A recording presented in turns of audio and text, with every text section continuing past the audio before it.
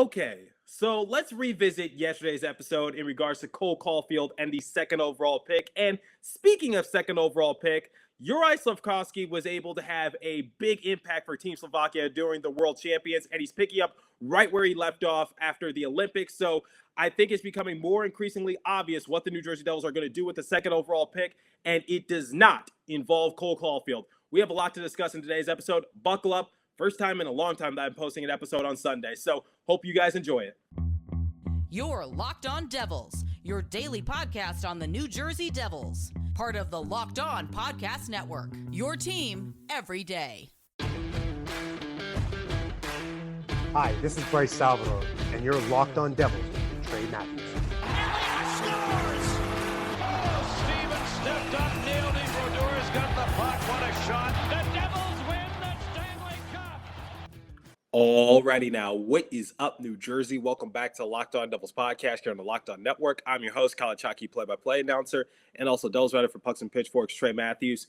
So in the previous episode, I talked about a silly season scenario that involved Cole Caufield and also the second overall pick. I also talked about the possibility of the New Jersey Devils picking up Jack Campbell via free agency. And in regards to the Cole Caufield silly season discussion, a lot of you, I'm not sure if you're New Jersey Devils fans, Montreal Canadiens fans, or fans of the NHL in general, you guys were saying that, Cole Caufield is a lot better than people are pegging him out to be. Obviously, when the Montreal Canadiens had a coaching change come midseason, Cole Caufield was able to take his game to another level. So the fact of the matter is, you guys are really big on Cole Caufield, and you felt as though I wasn't fair in my overall assessment about the New Jersey Devils potentially obtaining him. Once again, I cannot confirm nor deny if the New Jersey Devils are trying to question the Montreal Canadiens in regards to the services of Cole Caufield, but at the same time, it is silly season. It's the off season. I love doing these types of episodes. It talks about certain scenarios, and it could talk about an endless amount of possibilities that can happen to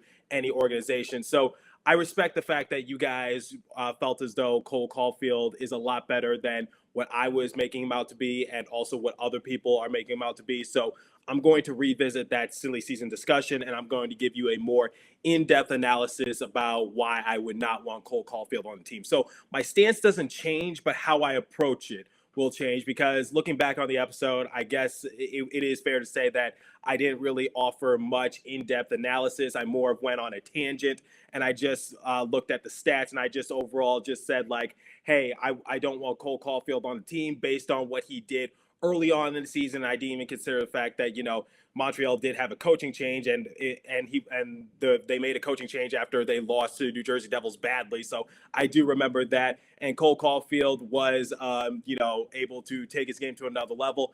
And I respect you guys. So let's do this silly season discussion once again. So one of my colleagues from Pucks and Pitchforks released an article saying that maybe the New Jersey Devils could use the second overall pick to trade away to get the services of Cole Caufield. Now, here's the thing. I don't think the New Jersey Devils would even try to question the Montreal Canadiens as to whether or not they want the second overall pick, because apparently there's reports going around saying that the Montreal Canadiens are very intrigued about getting not only the first overall pick, which they already do, they want the second overall pick because they are interested in maybe obtaining Slafkovsky, because Shane Wright is projected to go number one. But the fact of the matter is, I don't think the New Jersey Devils would be willing to part ways with the second overall pick to the Montreal Canadiens, because you're giving the Montreal Canadiens basically two franchise players that can help them down the future, and the New Jersey Devils will be like the scapegoats of the NHL if they are able to do that towards the Montreal Canadiens. It doesn't make sense to trade the Canadiens the second overall pick, because you don't want them to go 1-2 and then get two big organizational pieces. It doesn't work that way. So I feel as though that's not a good business decision for New Jersey Devils to do. If they can't find a trade for a second overall pick, then I don't think it makes much sense for them to trade it away to the Montreal Canadiens. Now, here's the thing about Cole Caufield. Cole Caufield definitely has a bright future ahead of him. He was teammates with Jack Hughes for Team USA, and they were able to have a good, productive year of being line teammates. And I respect the fact that, Jack Hughes does make people around him better. So in terms of just getting Cole Caufield adjusted to the Devils organization. I don't think it'll be that much of an issue. However, I just feel as though we can do so much better because I feel as though for Cole Caufield, he still has a lot of development to do himself because the fact of the matter is he's 21 years of age. And if you guys recall, he was sent down to the AHL during the course of the season because he was struggling early on in the year. And, the general manager, the front office, they were basically saying like, look, Cole Caufield is a good player, but we just need him to step up his game. So that's why we sent him down. Cole Caufield even said himself that being sent down to the AHL was best case scenario for him because he was able to just develop and get his confidence back. So once again, I'm not faulting Cole Caufield for going down to the AHL. I'm just using this as an example because it's just like, are we willing to take that risk if we're the New Jersey Devils? Because when looking at that article from Pucks and Pitchforks, my colleague Nick was able to say like, hey, Cole Caufield did struggle on early in the year, but once the coaching change occurred, then then Cole Caufield was able to take his game to another level because Caufield had 1 point in the first month, 2 points in the second month, and then 4 total points, all assists in December. And then when the Montreal Canadiens made their coaching change on February 9th, Caufield had 1 goal of the season. For the rest of February, he had 6. So I do give credit when credit is due. Cole Caufield was able to take his game to another level once the Montreal Canadiens did make that coaching change. But it does raise some red flags in my eyes, which is, will he adjust well to Lindy Ruff? If he is hypothetically traded to the New Jersey Devils organization, which Cole Caufield am I going to get? Am I going to get last year's Cole Caufield where he was able to basically be a last-minute contender for the Calder Memorial Trophy? Obviously, he wasn't going to win it, but still, he was able to put his name into the running because he was able to catch fire towards late last year. He was also able to have a miraculous playoff run that helped jumpstart the Montreal Canadiens for making their Stanley Cup Finals run. Or am I going to get this year's Cole Caufield where he got off to a slow start, was basically a non-factor, and if there is a coaching change for a New Jersey Devils organization, will he adjust to that coach? So ultimately, my main concern for Cole Caufield is just where he's at in his development stage, because if we trade away that second overall pick, we can literally just get a player who we don't have to worry about development, if that makes sense. Because if we're going to trade away the second overall pick, I would like for it to be an established player, like not a player who has a bright future, but a player who's in their future now, if that makes sense. So someone like Matthew Tkachuk or Johnny Gaudreau, because you saw what they did for the Calgary Flames, or I'd even be all right if we traded away for Alex DeBrincat, because Alex DeBrincat is already an assistant captain for the Chicago Blackhawks, and he's been having a really good past couple seasons for the Blackhawks as well in terms of just racking up the points. So my overall thing for Cole Caufield is that he is a good player with a bright future, but if I am going to trade away that second overall pick, I would like for it to be a player who's already established themselves in the NHL, has already established consistency, and has already shown that they can change an organization and just try to take them to the next level. If we got Cole Caufield, it's going to be a process. We would have to be patient. Yes, I get the fact that he was able to basically step up his game cut midseason, and the New Jersey Devils were no strangers to that, because Yegor Sharangovich was able to step up his game come midseason because Sharangovich was kind of in the same boat as Cole Caufield. There were high expectations going into the season. Obviously, I'm not saying that Sharangovich is on the same level as Caufield. I'm just using this as an example. So please don't shoot the messenger in this case. But, when looking at Yegor Sharangovich, he got off to a slow start of the year. He was a healthy scratch a couple times. There were high expectations going into the season because if you guys recall, Yegor Sharangovich and then Yanni Kuokkanen alongside with Jack Hughes, they were the top line for the New Jersey Devils last year towards the end of the year. We gave them the nickname the Kid Line because they were just doing so well, especially with Sharangovich and Hughes, and we were just like, Hughes is finally starting to come into his own. Sharangovich was a big surprise, and Yanni Kuokkanen, he was there more times than not. So we were really excited for that line going into the season, and we said those three players are definitely going to be one of our top 6 guys. And then ultimately, come the beginning of the year, I know Yanni Kuokkanen had to deal with injuries throughout the course of the year, but still his production wasn't really there when he was out on the rink. And then for someone like Sharangovich, got off to a slow start of the year, was a healthy scratch a couple times, but then come midseason when Jack Hughes was able to return from injury, Sharangovich was able to take his game to another level, and that gave us hope once again that maybe Sharangovich is heading in the right direction in terms of his development. So if we got Cole Caufield, are we going to have to go down that same route in terms of development? So my overall thing is like, I love Cole Caufield. I'm sure he has a bright future ahead of him, but we can literally just draft like, Slafkovsky or Cooley or someone of that nature, and we can just say, okay, we're going to develop this player, and it won't really cost us anything because, we didn't trade away the pick, and it's not like we're taking a gamble out on someone. Because if we trade away the second overall pick for Cole Caufield, that is a full-on gamble. Like, that is a move that could get somebody fired, like Tom Fitzgerald. I'm just putting that out there. So if we were to get someone like Cole Caufield, I'm sure he does have a bright future, and I'm excited to see what he does. Once again, I can't reiterate that enough. But at the same time, just where the New Jersey Devils are at right now, I just don't see him coming to New Jersey for the second overall pick. I just don't see it happening. But like I said, I wasn't trying to slander the kid. I'm not trying to say he doesn't have a bright future in the NHL. I get that I didn't take a lot of other factors into consideration, and that's on my end.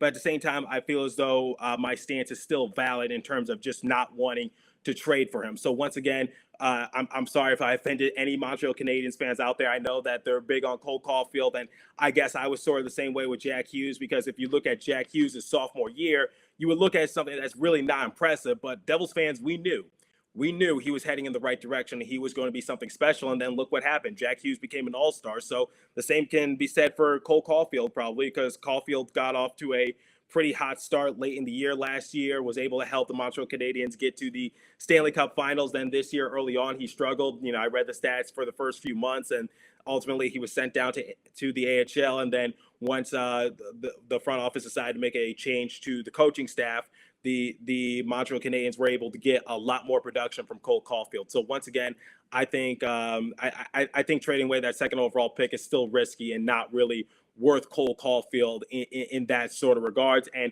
also from a business standpoint, doesn't really make much sense, because are you really willing to give the Montreal Canadiens the chance to draft two potential franchise players in Shane Wright and Juraj Slafkovsky? It doesn't really make any sense in that regard. So that's my overall stance with Cole Caufield and where he stands with the New Jersey Devils organization.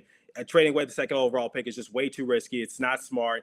And, in terms of his overall development, he's 21 years of age. He does have a bright future, but ultimately it's just like, we could get that from a lot of other players as well. Like, we could develop Alexander Holtz to become something special. We could develop Luke Hughes to become something special. We can maybe develop players like AJ Greer, Fabian Zelland become something special, because they were able to light it up for the Utica Comets. So my overall thing is like, why would we trade for another young player who has a bright future that we can possibly develop, when we can either get that with the second overall pick or the players that we already have in our prospect pipeline? So that's my overall stance, and I think it's a valid. So three things, which is not a good business move, way too risky, and we already have plenty of players that we could develop and try to make NHL superstars, if that makes sense. So that's my overall stance with Cole Caufield and those overall rumors of him potentially joining the New Jersey Devils organization. So I hope that clears the air just a little bit more.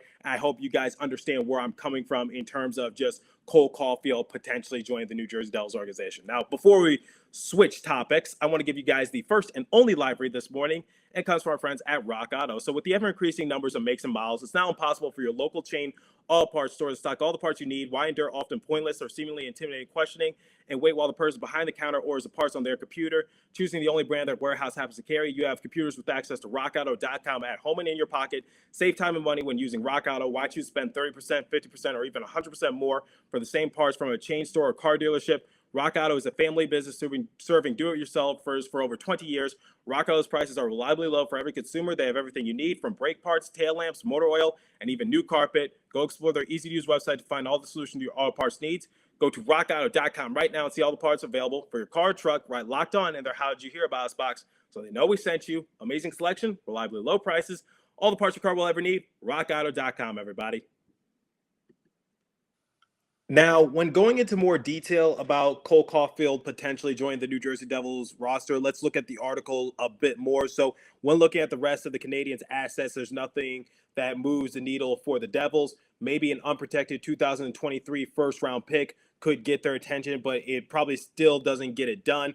Caufield is the only asset that the Canadiens have that would remotely get the Devils' attention, and even if that is questionable, at the end of the day, we think the Devils would do it. It gives their player another piece to put him in the best position to succeed.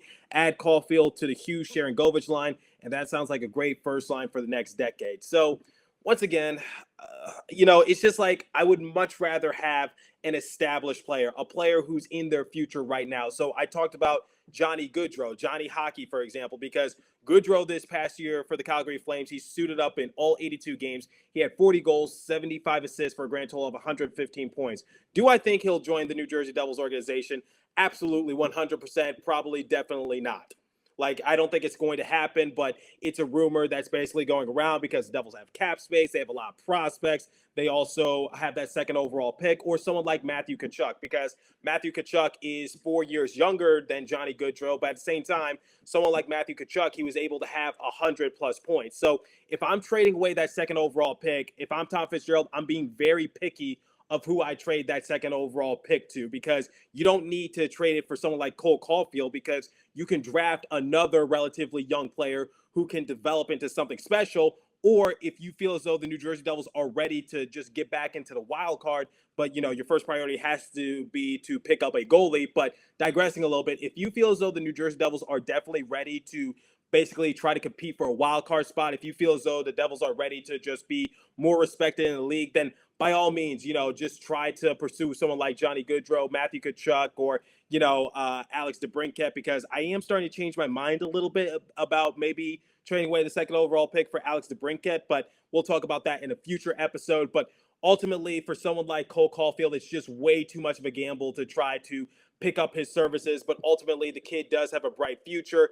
And let's just talk about how he would fit in with the New Jersey Devils organization. So obviously, with him being former teammates with Jack Hughes on Team USA, I feel as though Lindy Ruff would be out of his mind not to put Cole Caufield on the same line as Jack Hughes, because I feel as though Jack Hughes has that already established chemistry with Cole Caufield, and Hughes also makes the players around him better and have that sort of impact. So you guys are probably wondering, what do I mean by an established player? Well, when looking at that second overall pick, I'm looking for a player who can definitely make an impact for New Jersey Devils right away. Not someone who would be an experiment, not someone who would be a risk, but someone who's established themselves in the NHL the last couple of years to be a person that any team would be lucky to have, and that can definitely take them over the mountaintop and just take their organization to the next level. And I feel as though those types of players are someone like Matthew Tkachuk, Johnny Gaudreau, maybe someone like Kevin Fiala. He did have a good contract year, so you do need to take that into consideration. Don't think he's worth the second overall pick. Or maybe someone like Alex DeBrincat, someone who's a captain for an organization, someone who's young and yet someone who puts up a high amount of points and has good production. So once again, I just don't think Cole Caufield is that type of person.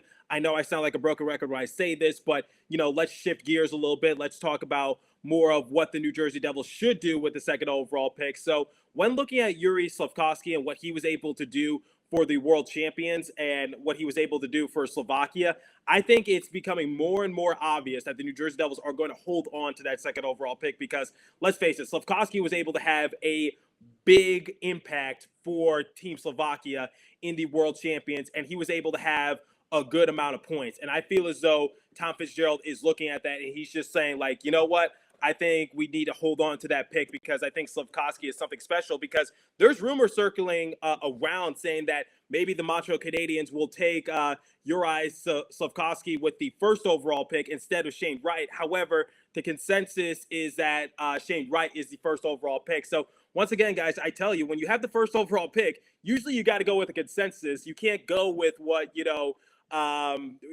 can't go with what your organization needs. You need to go with what, the first overall pick is basically agreed upon to be. So in this case, it's Shane Wright. So to give you guys an example, if the New Jersey Devils had the first overall pick, what is some things that the team needs? We don't really need centers. We got Jack Hughes, Nico Hischier, we got Dawson Mercer, we got a few other centers that we're trying to develop in the Utica Comets organization. We don't really need a center. It's why I tweeted out like a week or two ago saying we don't need Shane Wright. So which is why I wasn't really big on the New Jersey Devils potentially getting the first overall pick. We don't need him, but we do need defense and we do need goalies. So thank the Lord that we could possibly get Slafkovsky. And then for someone like Shane Wright, he's a great player, but not really something that we need. Or maybe we could have drafted a goalie with the first overall pick, but the NHL world would have ripped us apart if that were to hypothetically happen in some sort of alternate dimension. But ultimately, when looking at Slafkovsky and what he's able to do for Team Slovakia, I think the New Jersey Devils are really excited about potentially drafting him because he was dominant in the Olympics as he led all players with goals with 7, and he came into the World Champions with high expectations, and he was able to, deliver that and some. And he had the second most points in the tournament's history by an under 18 player, according to Pucks and Pitchforks.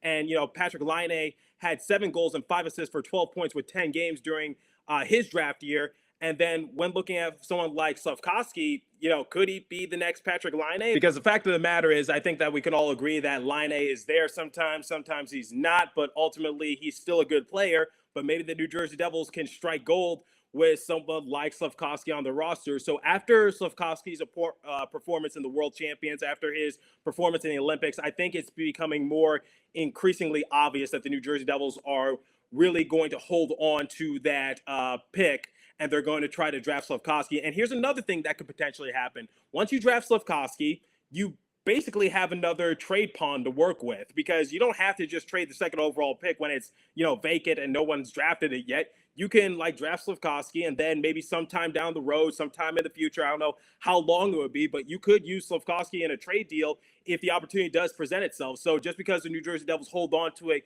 come draft day doesn't mean they're going to hold on to someone like Slafkovsky or Cooley or whoever they end up drafting for the rest of their careers. They can use them in trade discussions. I talk about trading prospects all the time, and I'm big on the Devils prospects. I think they have a bright future ahead of them, but ultimately, at the end of the day, this is a business. So let me know what you guys say in the comment section if you're watching on YouTube. Did I get everything right in terms of what my opinions are with Cole Caufield? Are you excited about Slafkovsky basically becoming a New Jersey Devil? Or are you still open to the fact that maybe the New Jersey Devils might trade away that second overall pick? And I want to know whether or not, what would you do? What would you do with the second overall pick? Are you holding on to it? Are you trading it? What do you think of Cole Caufield? Do you think he has a bright future ahead of him? Am I making a mistake by not saying that I want him on the organization? I'm curious to hear your guys' thoughts. So leave a comment down below if you're watching on YouTube, or if you're listening on a podcast streaming service. Please hit me up on my personal Twitter page at TreyMac4, and also the show's Twitter page at Locked On Devils. As for today's episode, that's all the time I have for you guys. So thanks for listening. Continue to stay safe. Have a wonderful day, New Jersey. Go Devils. I'll catch you guys in the next episode. Thanks for listening once again.